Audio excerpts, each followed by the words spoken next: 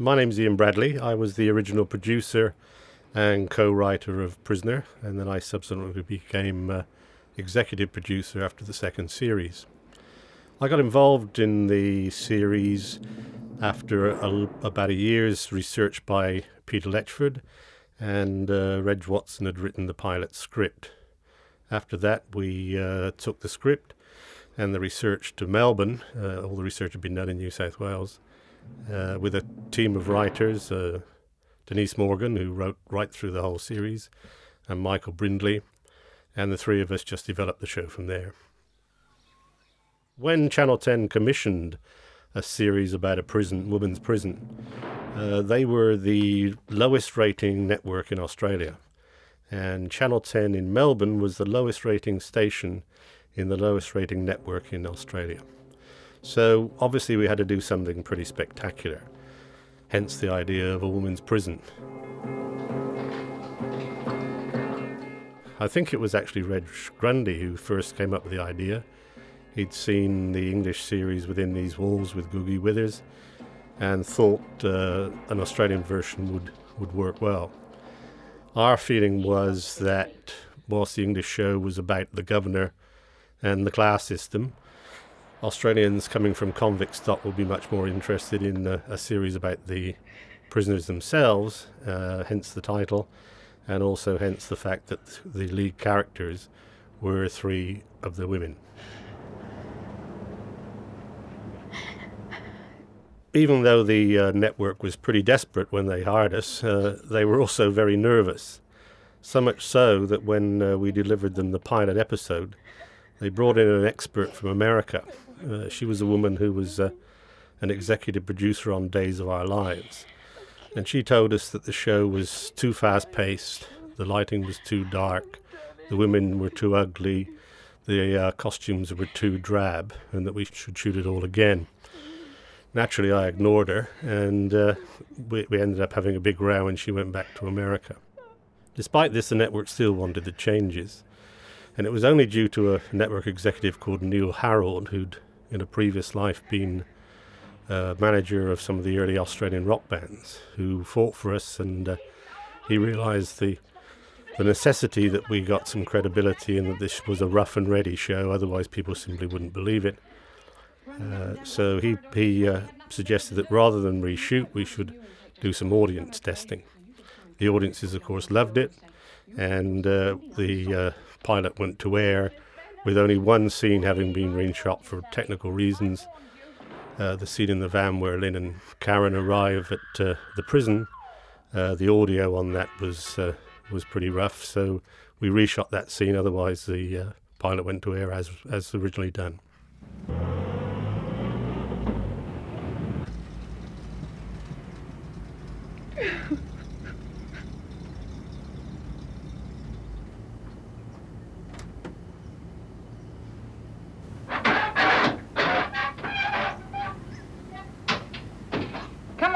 Kate.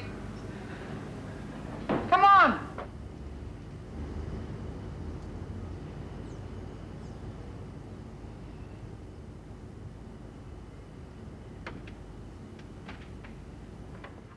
The show was a huge hit from the day it went to air, but it also caused a fair amount of controversy.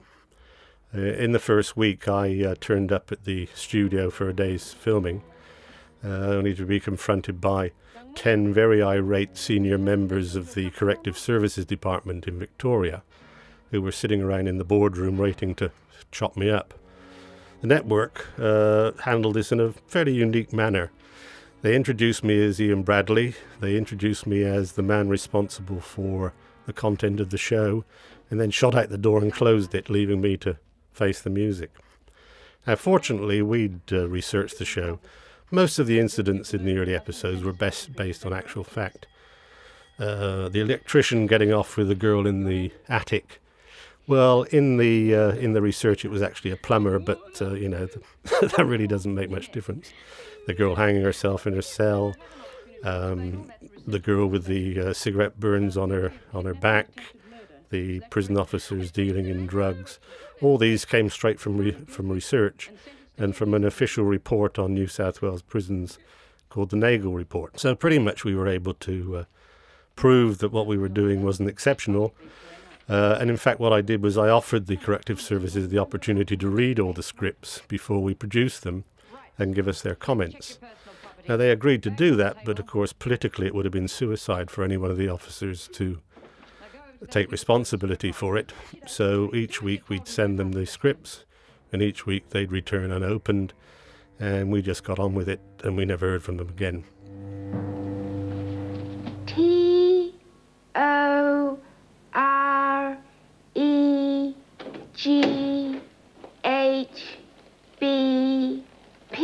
Next line. When I got the pilot script of Prisoner from Reg Watson, it was called Women Behind Bars, which to me sounded like a series about a pub.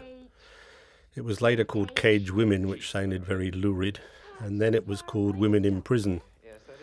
The title of Prisoner really evolved rather than was thought up.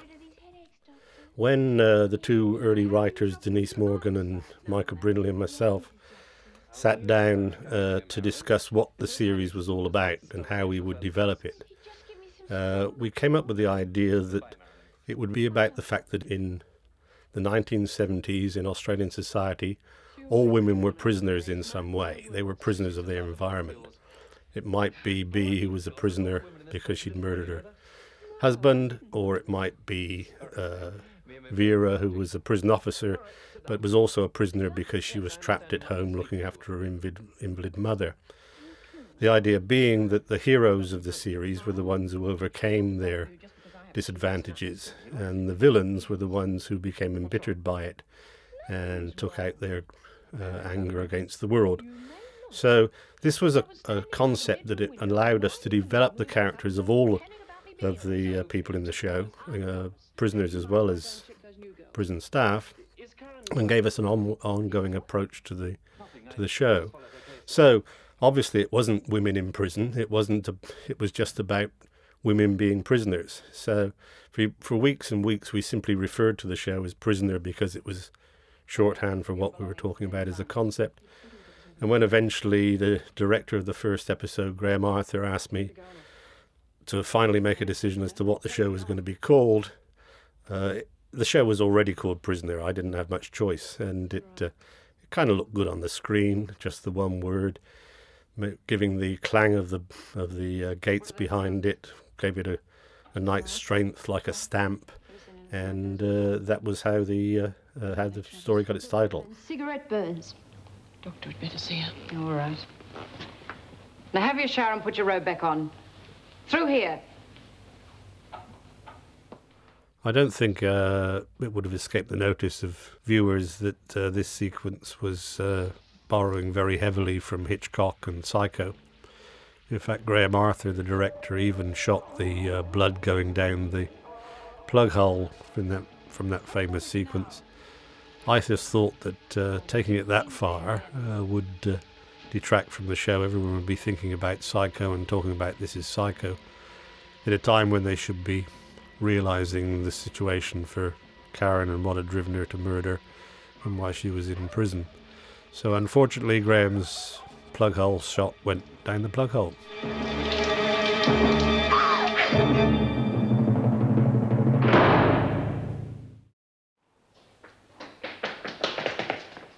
Oh, okay, you old bitch, hand it over. Bugger off, you! Oh, come on, Lizzie, I know you got it. Come on, get your hands off me, you rotten little bitch. Dorian, get away from her.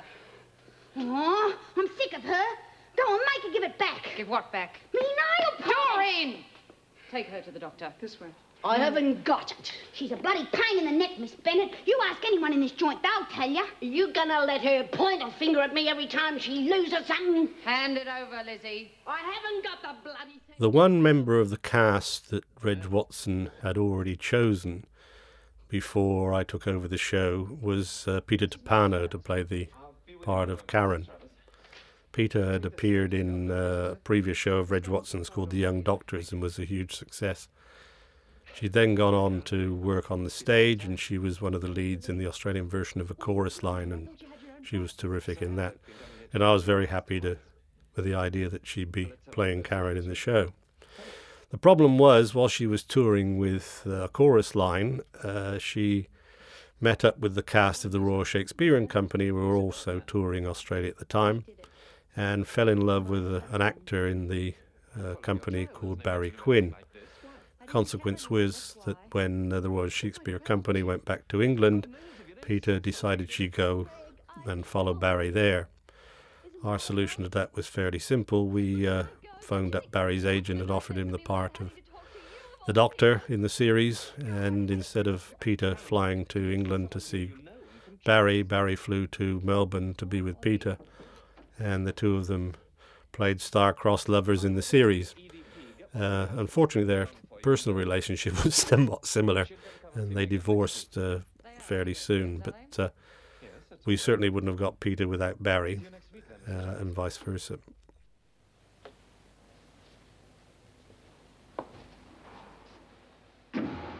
Inevitably, what happens in serial television is that the actors and the characters become closer and closer together. A good example of this was the character of Bea, played by Val Lehman. Val and Bea became almost synonymous in my mind as the show went on.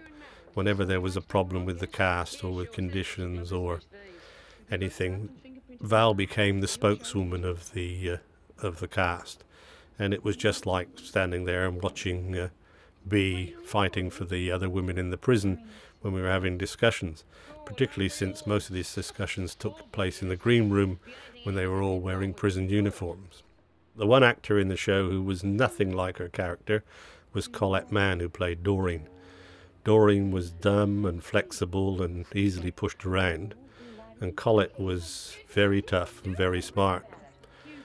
She probably equaled Val Lehman in terms of pushing for better conditions for the actors and making life more agreeable for them. Remember that little boy that was buried alive? Guess who did it? I remember on one occasion when I was not in the studio, she went to the studio manager's office to complain that the lounge suite that they had in the green room wasn't comfortable enough.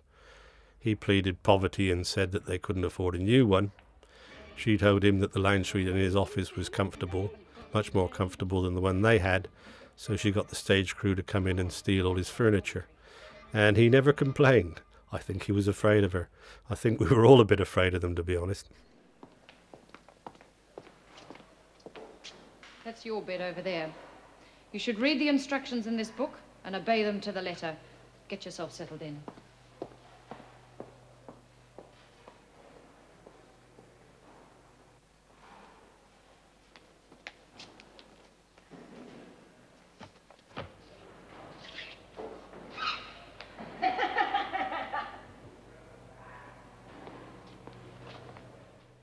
Because we only intended to make a short-run series, I don't think we'd set conditions up well enough for the actors at the studios initially. The green room was in a tunnel underneath the studio floor. A lot of the actors, thinking they'd only be in Melbourne for a short period of time, took some fairly strange temporary accommodation. Carol Burns, who played Frankie, was the most extreme of these. She turned up in her camper van and parked it in the car park and basically lived effectively in the prison in a camper van for the whole of the run of the series when she was there. I think in some ways this sort of helped her. She sort of felt like she was a prisoner there. She felt she was involved in it all the time, and it helped her to get into character. Certainly her performances were very powerful. Animal, am I? You stupid girl.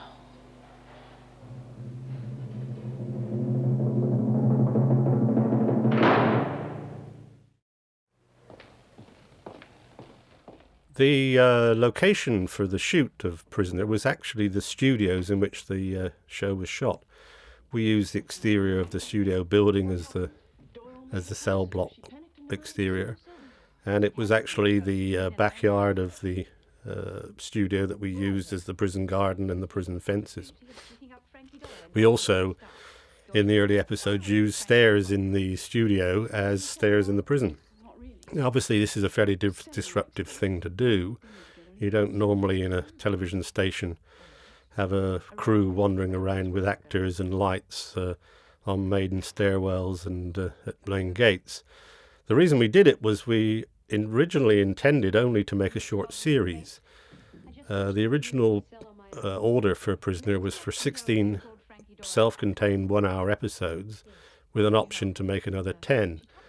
Like the English show Within These Walls, which I think made about 26 episodes altogether. That was considered to be the scope of the idea. Now, when the show was tested and we'd shot about 5 episodes, it became clear that this was going to be a huge success, and the network decided that they didn't want a success that was only going to last for one season. They wanted one that would last all year long for as many years as they could last. I was actually in Singapore when the decision was made to go from 1-hour-a-week series to 2-hour-a-week serial. I'd taken my wife, Anne Lucas, back home to England to meet my family for the first time.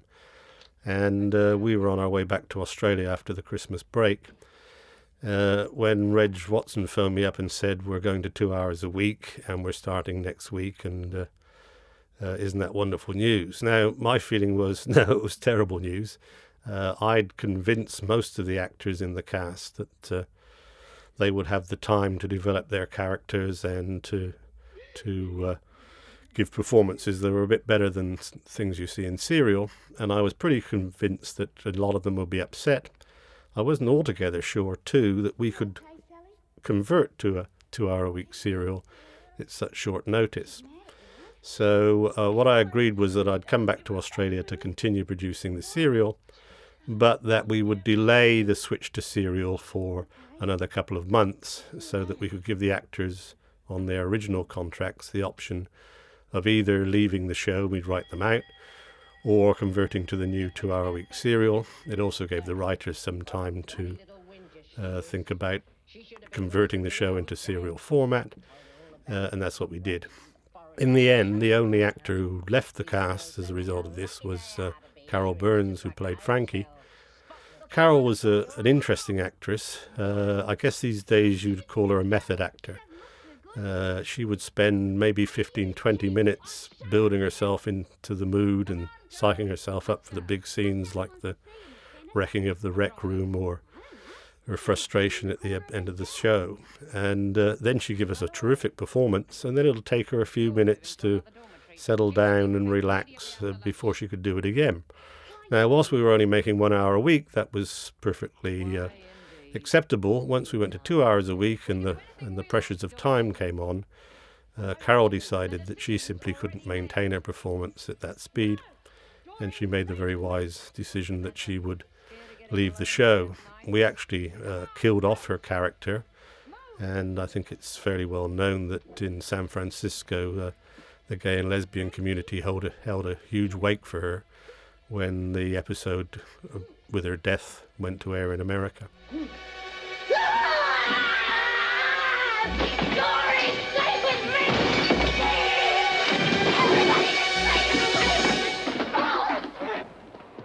Of course, the one problem we had in making the show a series, as opposed to a serial, is that we'd already shot a number of episodes as self-contained series, so that each episode had a beginning, a middle, and an end.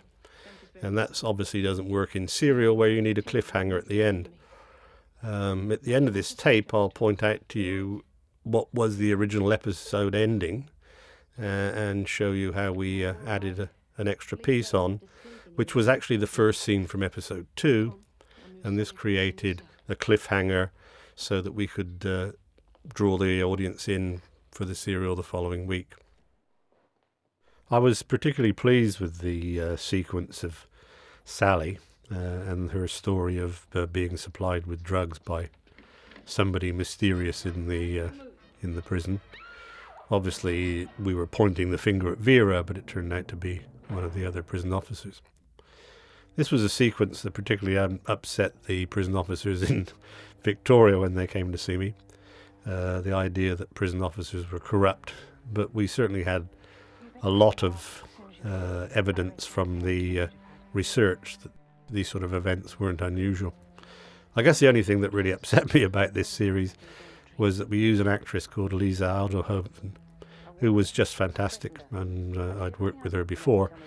And it seemed such a pity when the series went on to becoming a long-running serial to have killed her off in the first episode.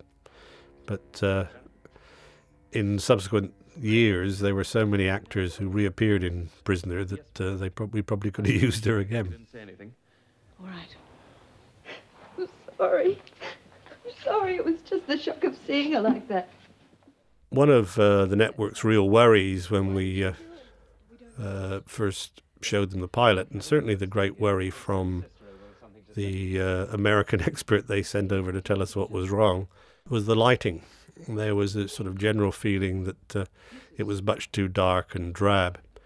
It's interesting looking at a DVD digital copy of the show because the lighting doesn't look as dark as it did back in those days.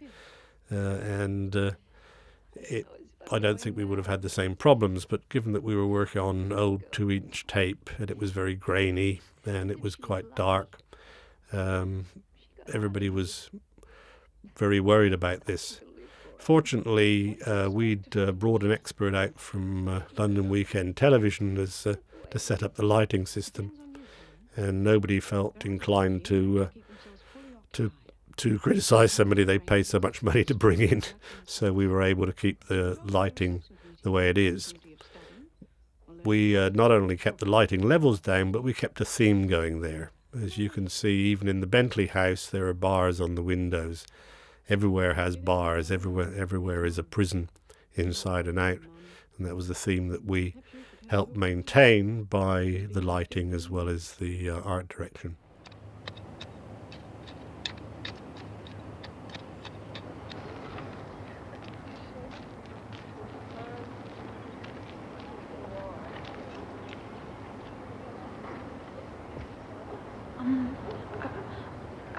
Are you called Mum?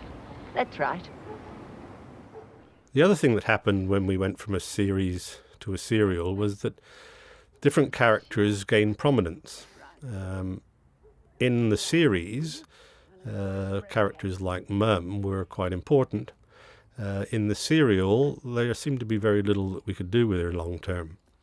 Other characters were just bit players, but grew as a consequence of the decision to switch to serial, the fact that the actors did a terrific job, and also the fact that at least one of the writers really took an interest in that character and developed it so that it became major rather than a periphery. The two most obvious examples of that were Lizzie and Doreen, both of whom were just put in really as comedy relief and something for Bea and Frankie to fight over. Because Lizzie had originally been intended just as a small part, we hadn't cast that before we commenced rehearsals. And casting Lizzie had certain problems, one of which was that the writer Denise Morgan had really taken a liking to the character and had written some major stories for her, one of which involved the fact of Frankie stealing her teeth. Now, I don't know whether you've ever spoken to any of the grand dames of Australian theatre, but it's kind of difficult interviewing them and then asking them whether their teeth are their own. I had to do this with Sheila because I thought she was perfect the second I saw her.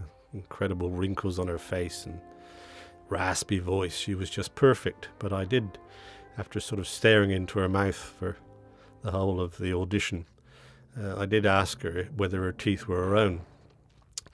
She got her own back on me later by telling all young members of the cast when they joined the show that I was such a bastard that I'd insisted that she had all her teeth out before she could get the part.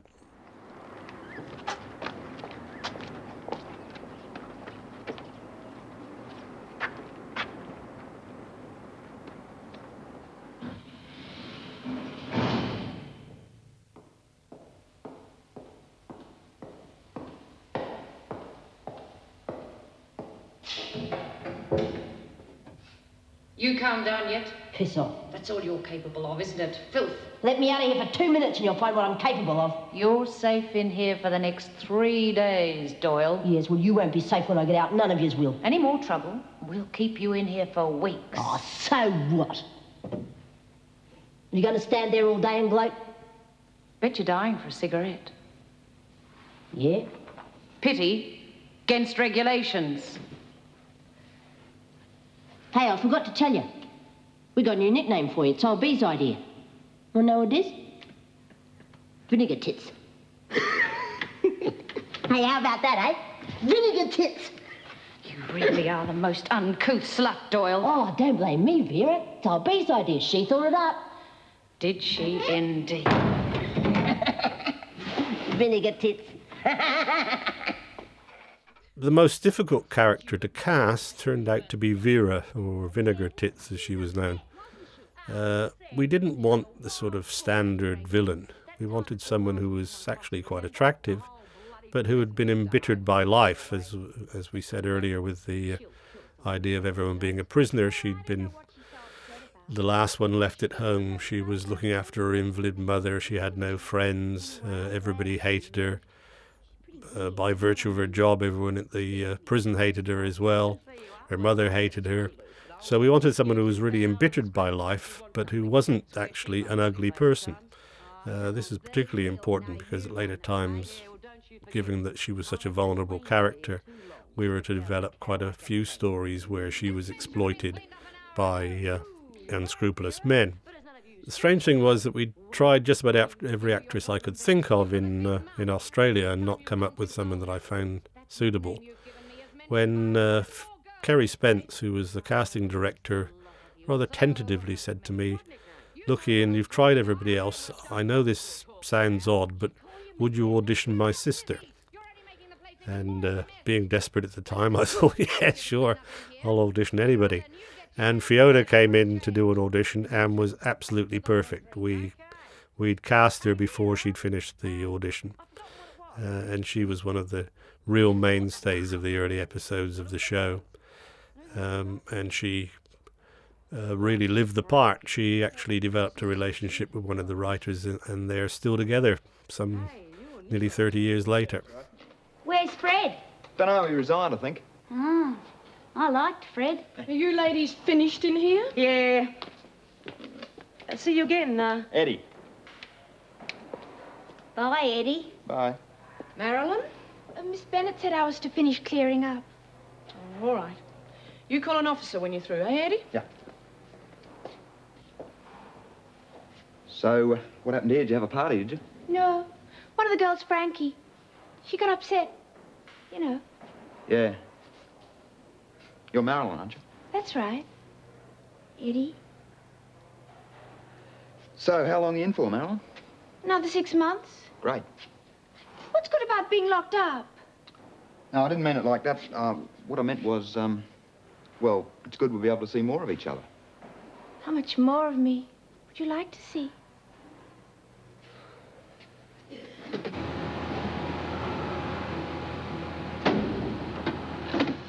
Obviously, this scene became one of the defining moments of the early episodes of Prisoner, and people were quite shocked by its violence. We did have, from research, some rather more vicious alternatives, the sort of thing that women did to fellow prisoners who'd been accused of injuring children. A common one was putting razor blades inside their soap and then sticking them under the shower. And really what this was decided was the lesser of two evils. And that was also B's motivation in putting Lynn's hand under the press. She knew that if she didn't do something, if she didn't take the lead, then the other prisoners would undoubtedly have killed her or done something worse to Lynn. By burning her hand, she gave all the other prisoners their feeling of revenge, and Lynn was able to survive her early days in prison. The character of Karen, along with Lynn and to a lesser extent B, were created so the audience could identify with them. We wanted the audience to feel that they could be caught up in prison. I mean, what would you do if you were caught in an abusive marriage like Karen? How far would you go to avenge the death of your daughter like B? And what happens if you're sent to prison and you're innocent? Of course, since the days that we made Prisoner, DNA's proved a lot more innocent people went to prison than we thought. Some of them have even been taken off of death row. In fact, I'm sure some of them were even executed, but nobody's checking their DNA. I guess the governments are just burying their mistakes on those occasions. Oh, that's right. You can go home this afternoon.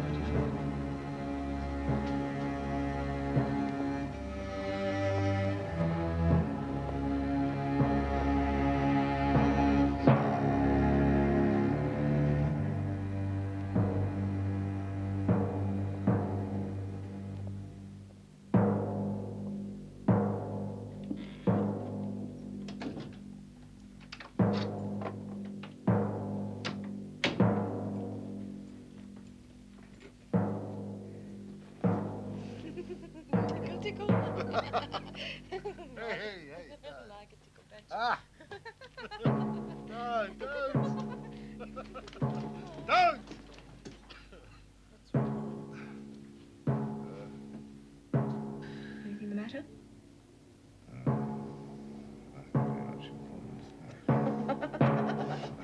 This won't take long. I think the reason for the success of the show was that the audience did identify with the women. They didn't think of them just as prisoners. They thought that they could find themselves in similar situations, and there was a strong feeling of identity. You have to remember that the show was made in 1978. International Year of Women was 1978. There was a great feeling about the disadvantages that women felt in society at that time. And a women's prison was a great microcosm to show all of these and highlight them all. Just you.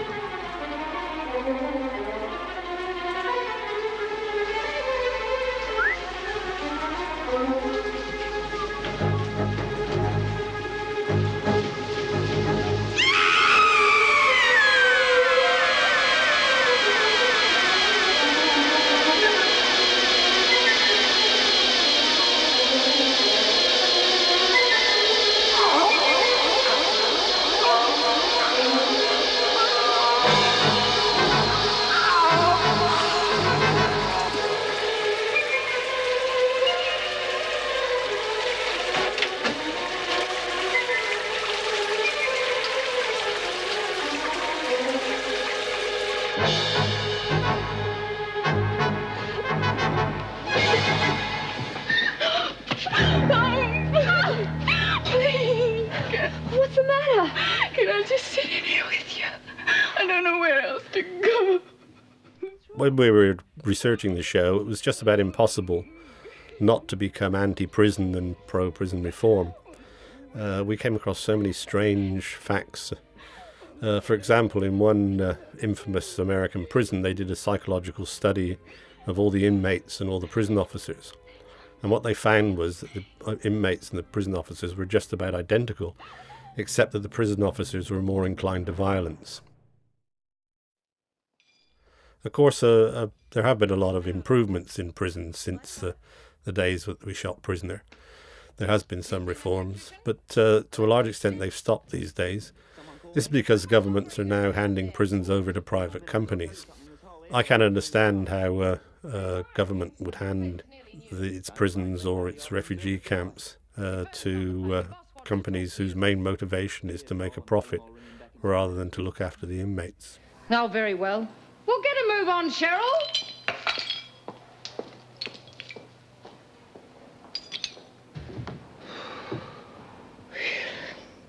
How did it happen?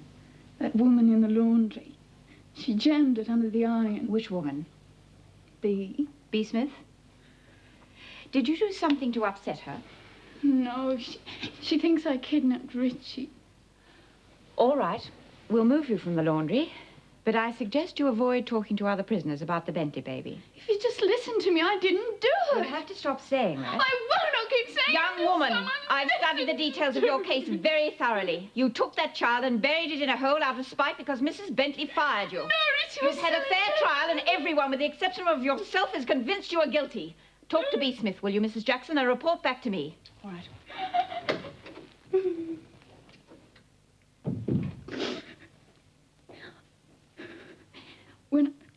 When I arrived here, they said I was permitted one phone call. That is correct. I've changed my mind. I'd like to speak to someone. Very well. You'll be brought back here after the doctor examines your hand. We worked very much on the basis of an ensemble company initially. We were very, very close. We basically socialized together, talked together, ate together. In the weekends when we weren't filming, we were going to barbecues together. And this was very important in building up a rapport amongst the women in the cast and the production team. Really integral to this development were the two original directors, Graham Arthur and Rod Hardy. Graham in particular was a fascinating character. He'd been born with a hole in his heart, was very slight, almost effeminate in his way, but I know he wasn't that way inclined because he married just before we started the show and come down to Melbourne with me with his wife and my new wife. He was an absolute rager. There wasn't a moment when he didn't want to be either partying or working. And I think this was the fact that he knew sooner or later he was going to die. He knew the hole in the heart was going to kill him off, and as a consequence, he just wanted to fill every moment of life. Unfortunately, before the show went to air, he did die in the middle of shooting one of the early episodes. And I had the sad task of telling the cast that not only had Graham passed away, but that they were going to have to put up with me directing them for that day while I found a new director. It was a real tragedy. He was fantastic in the way that he created enthusiasm and got the whole thing working. One day, and already you've managed to get yourself a reputation as a troublemaker. Now, Frankie is going to be out of solitary in a day or so, and you're going to welcome that cell by the time she's finished with you. Isn't there another single cell? No, they're all full up. Now get in there.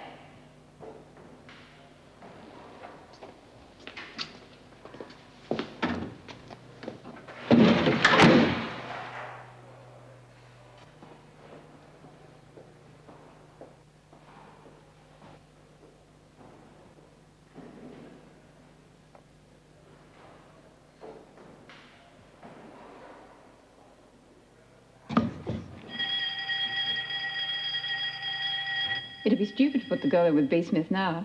And knowing the way B operates, the whole prison will know that this is the girl who kidnapped the Bentley baby.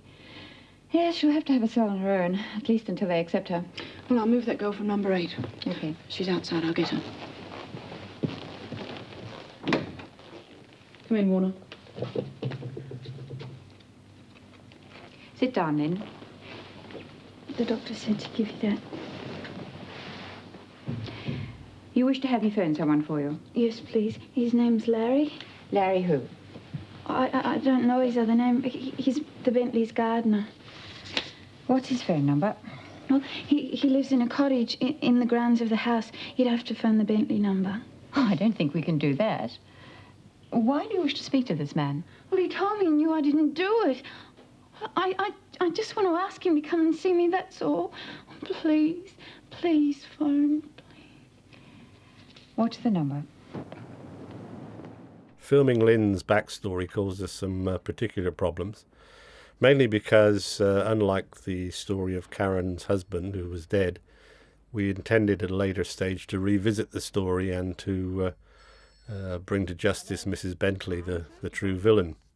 What this meant was that we had to write the whole of Lynn's story before we'd actually written the intervening episodes. And we taped all of Lynn's story at the Bentley house before we'd actually started even shooting episode 1. In fact, we shot quite a lot of this stuff early on out of sequence in order to get the actors and the crew up to speed before we shot the pilot. One of the things that Graham Arthur did very early on was to pick out the most difficult shot he could think of, which in those days was a backtracking shot that went 50 yards through the studios, through the 3 different sets, being shot on a gas pedestal that looked something like a Dalek out of Doctor Who. And he told the crew this was the first shot they were going to do in the studio. Of course, everybody was convinced it couldn't be done, and everybody was very excited when it was done. And that really gave the crew a lift, it really gave the cast a lift, and everybody felt like they were doing something worthwhile. And from then on, the cameramen and the crew were all making suggestions as to how to improve the show, rather than just going through the motions.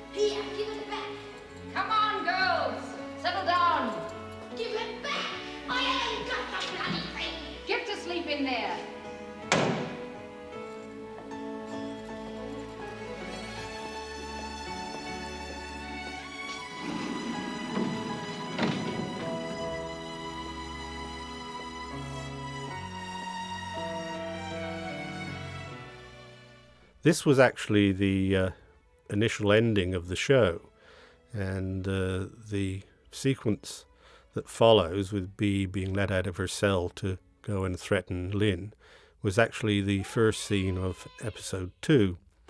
As I said earlier, this was put on to the end of episode 1 to give us a cliffhanger. Obviously, what's going to happen to Lynn? Is she going to be killed? Is she going to be hurt? Is Bea going to get out of prison? These are the cliffhangers that we created by putting this scene onto the first episode. Can you hear me, love? Doreen! What? You love me, darling? Yeah. Do you miss me, darling? Doreen! We subsequently did the same thing for each of the first 9 episodes that had already been scripted and shot before we switched to a serial.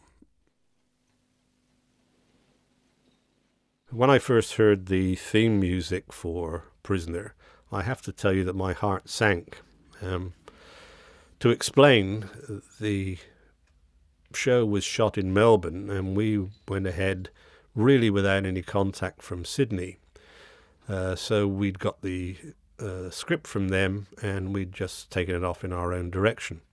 What seemed to be obvious to me when the music came down was that head office was still thinking in terms of a softer, more romantic show. And I certainly couldn't envisage putting that music on the front of Prisoner every night just before we beat somebody up or stabbed them or stuck their fingers in the press. Unfortunately, budget was very tight, and we just didn't have any money to do new music. So I came up with the idea of the mug shots in the opening titles, and the stamp sound for Prisoner and the clanging gates on the prison faces. And this really was the first time that had been used. And so we had the best of both worlds. We had a high impact opening, silence on screen, which really drew everyone's attention to the show and got them watching. And then at the end, each night basically over the sequence of the prison officer closing down the prison, we gave a nice romantic lullaby of what it could have been and certainly wasn't. I know the song was a huge hit. I have to say that had it been my choice, we wouldn't have used it. But I didn't have any choice in it, and I'm rather pleased I didn't now. And things were different then. On the inside, the sun still shines, and the rain falls down. But the sun and rain are prisoners too.